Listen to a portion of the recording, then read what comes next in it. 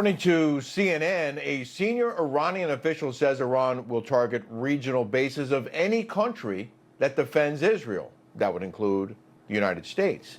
Telling CNN, Iran reserves the right under international law to respond decisively to this regime, saying any country that attempts to defend the regime against Iran's operations will in turn see its regional bases and positions become new targets, which definitely sounds like a threat.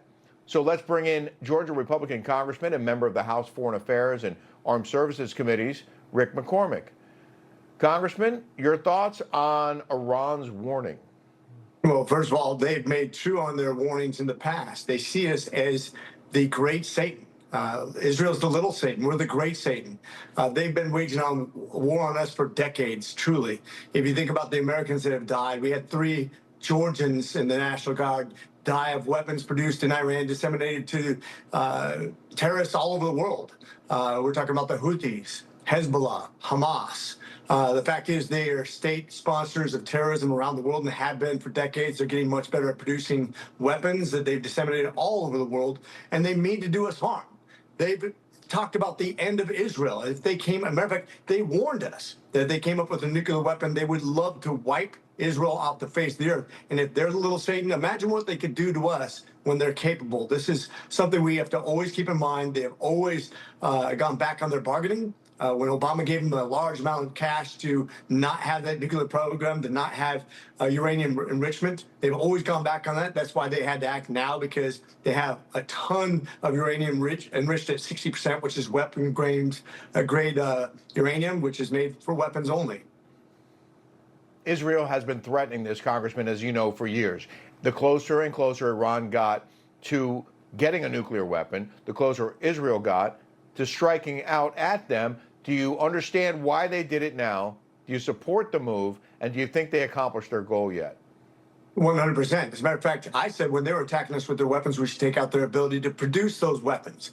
And if they're going to produce other weapons of mass destruction, of course they should be taken out before they're useful and can be deployed. The last thing you want is a theocracy with the Tehran regime in charge of it, which are insane people, in my opinion, extreme Muslim fundamentalists in charge of nuclear weapons that could actually destroy an entire country. They could start an entire world war that nobody's willing to pay that price. These guys have no value in life. They do understand strength, and I think this regime needs to be toppled, quite frankly, for the future of the world and peace. Well, they always talk tough. The question is, can they back it up? And the question is, how deeply have they been hurt or diminished by these Israeli airstrikes and the work on the ground there? Are you concerned, or how concerned are you about U.S. interests and assets and bases in that region? Well, we've seen how just a few people could cause immense damage in the United States. We know we might have terrorist cells here. We had 2 million people come across the borders that were never documented, that got away. We don't know what country they're from. We don't know what they might belong to. They didn't claim asylum. They didn't want to be caught. There's a lot of bad guys in America. I'm sure of that. So I'm always concerned what they can do to America, both here and abroad, American forces. I don't trust them at all. They would do harm to it if they can. We need to make sure we incapacitate them as much as possible. It's really important to have good intelligence sharing and that we are proactive and not reactive when it comes to dealing with this horrible, horrible regime. Congressman McCormick, we appreciate your time tonight. Thanks so much. Always a pleasure. Semper Fi. Semper Fi to you too, sir. The president